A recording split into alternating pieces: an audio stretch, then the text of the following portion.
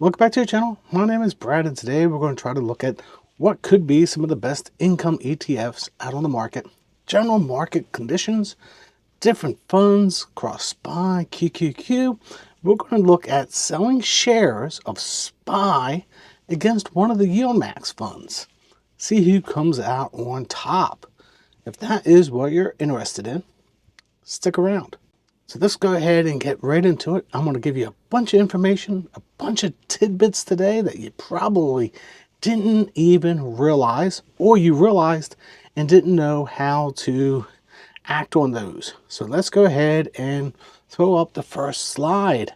And we're going to talk about where have the returns been over the last 9-10 years. And you can see the number one analyzed returns is Bitcoin. Equity market is 13%. Mid caps 9.63. You get the picture. You can look at the chart, figure out what you want to get into and what you might not want to get into. But I thought that was an interesting chart because it's clearly one-sided and one player is leading the way. Now, you just have to endure those 73% downturns and 63% downturns. But hey, what's a little 63% downturn? Let's go ahead and look at correlation of assets. This is a longer correlation over about 10 years. So take a look at it. Stop, pause the video so you can fully understand it. I'm going to give you a few tidbits that you probably did not know. 86 companies, that's right, 86 companies accounted for 50% of all the wealth creation over the last 100 years. But SPY is made up of 500 companies. Start scratching your head. Only 86 of them created 50% of all the wealth creation. Next tidbit. This is something for you to sink into your head. In the last 30 years, 10 companies accounted for 47% of all wealth creation. That's right, ladies and gentlemen. Get that in your head. That's 10 companies, last 30 years, accounted for 47% of wealth creation. That is important for you to try to understand. But let's bring up the first chart, and you're going to see this chart and this ticker symbol more than once during this video. And I'm going to point out QDEVO. Why is QDEVO so important to this whole entire conversation?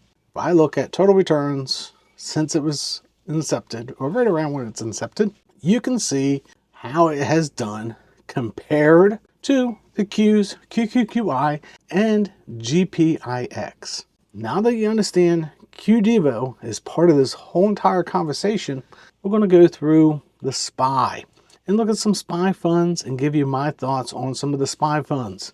Let's go ahead and bring up the first chart on the SPY ETFs. Total returns, clearly GPIX leads the way, followed by SPY. You can see where XYLD and JEPI is located. This is really based off really when GPIX came out, and that's why the data of the chart, you can see how well it's done against SPY. One thing that's important to understand is it's not always about total returns, or is it?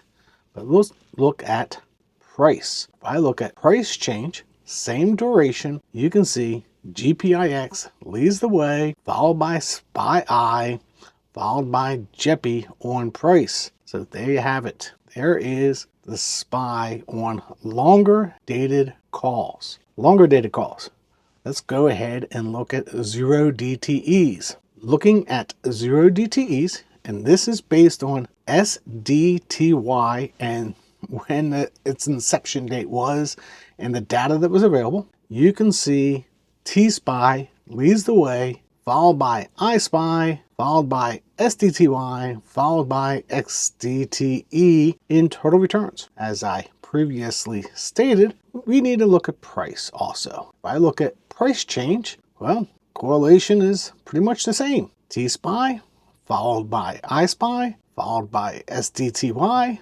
followed by XDTE on price change. Just for you to think about this and try to correlate total returns, price change, and put the two together.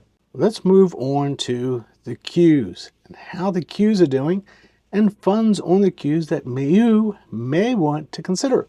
Remember, none of this is financial advice or any other advice. Just Brad on the internet doing some research so I can share it with you. So let's go ahead and dig into the Qs. If I look at the Qs, this is that QDevo again. I can see total returns. It's leading the way compared to QQQI and GPIQ. Very interesting how close everything is around the Qs. Total returns is part of the picture. Let's look at price change.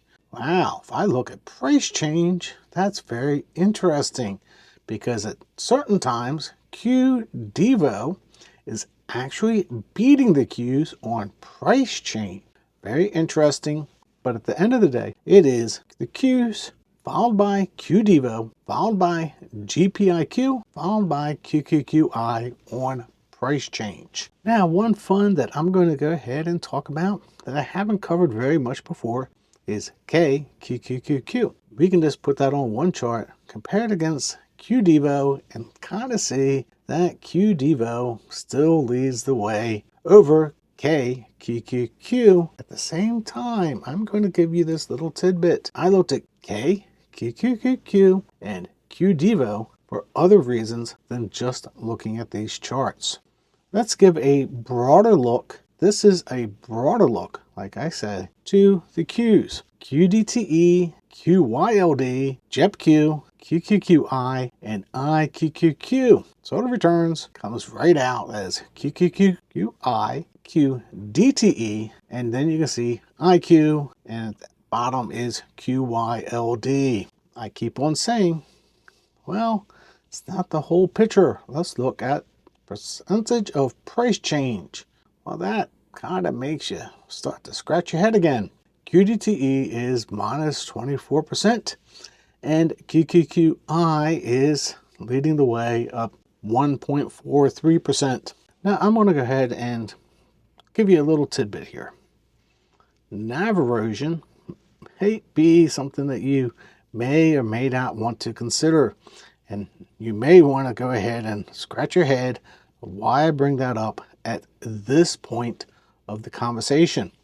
I'm bringing this up, part of the conversation, to pre-warn you what might be coming, because you may or may not understand where I'm going with the conversation, but think NAV erosion may or may not be a real consideration for you to really think about.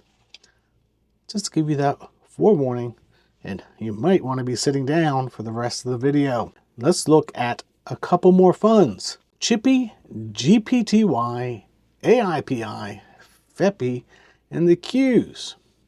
People know that I jumped out of AIPI and FEPI. They, total returns, really look like the Qs. Not too bad, actually.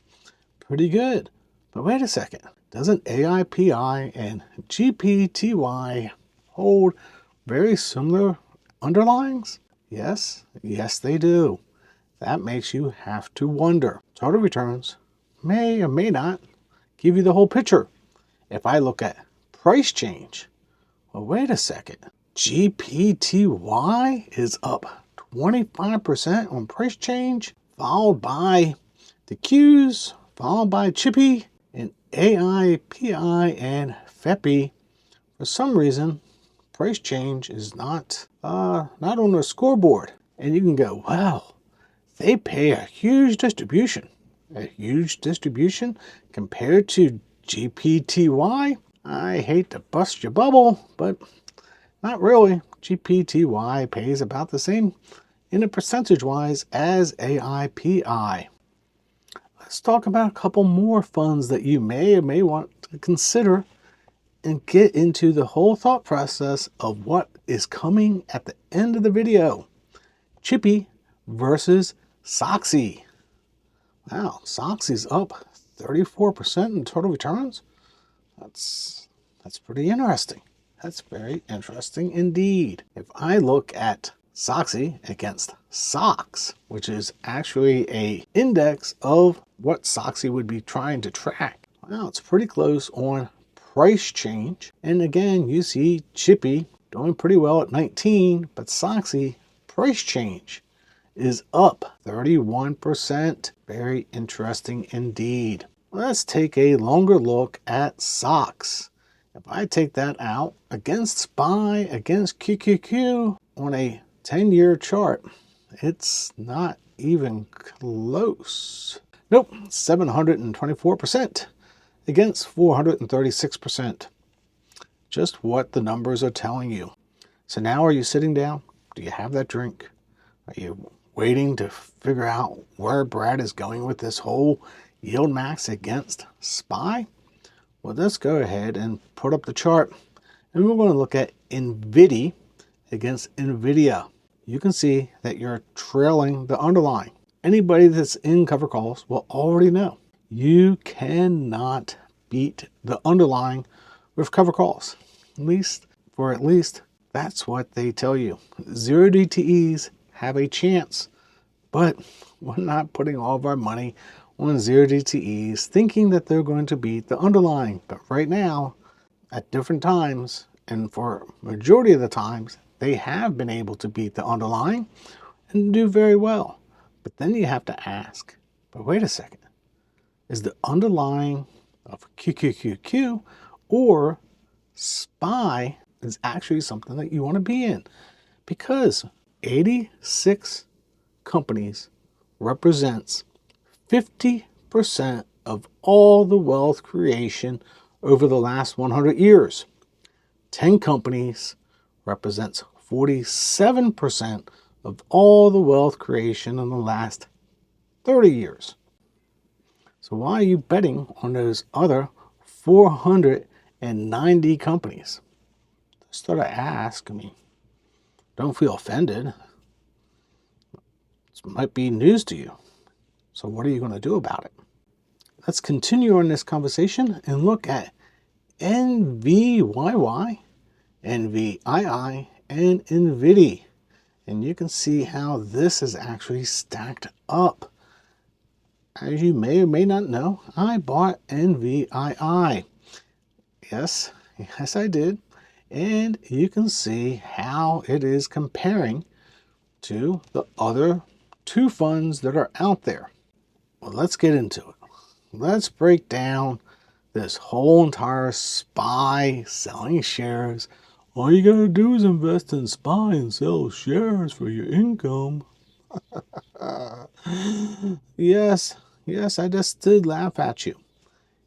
If I invested on May 11th at the open $100,000 into SPY, I had 241 shares and 0.88. Who really cares about the rounding issue?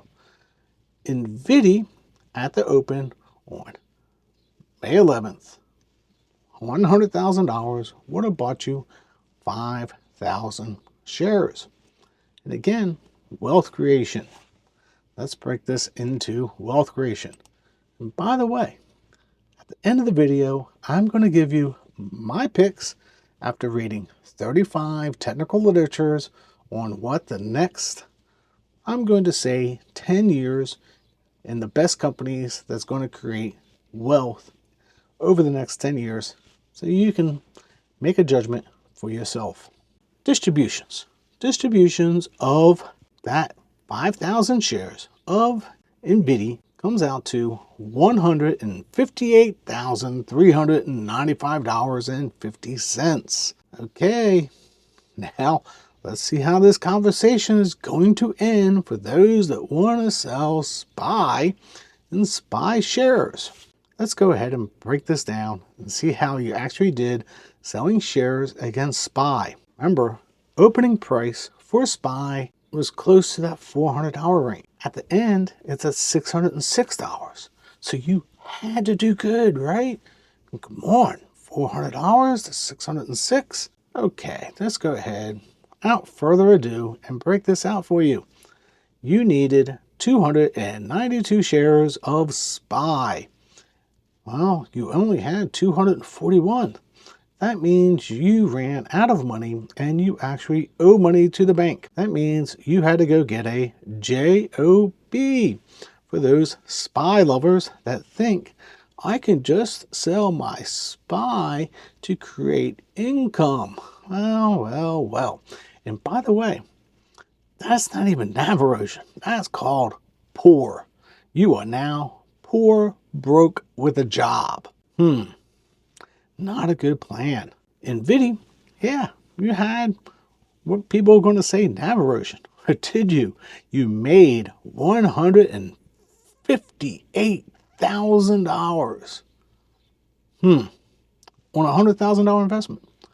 You'd have put $200,000 in it.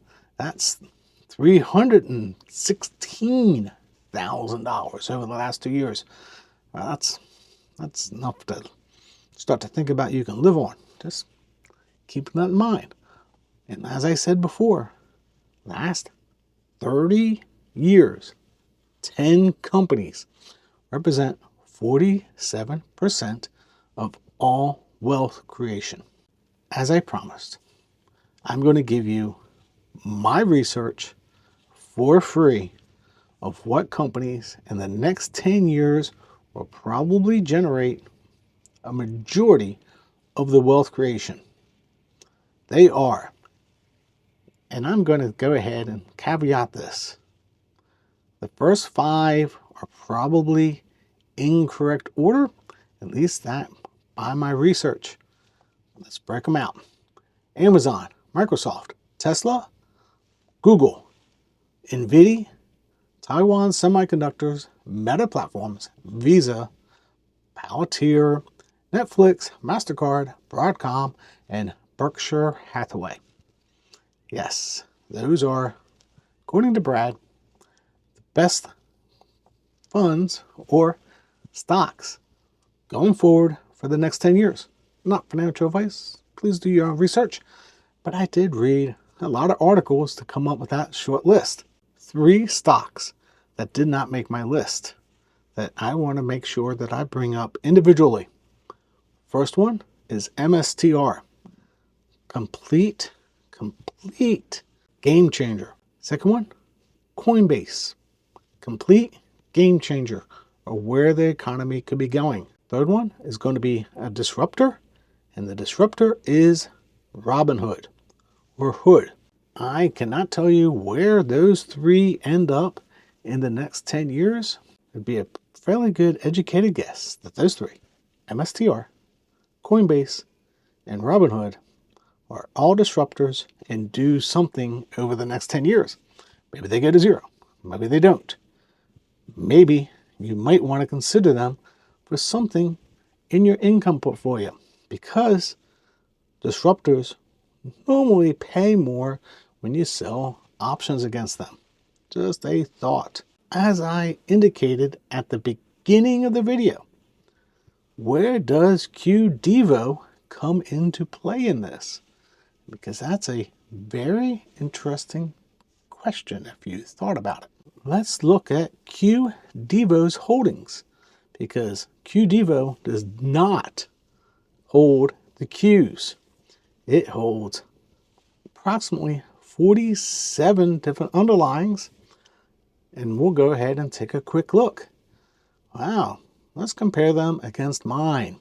NVIDIA, Microsoft, Apple, Meta, Amazon, Netflix, Google, Broadcom, Advanced Micro Devices, Visa, Tesla, and at the bottom you see Robinhood.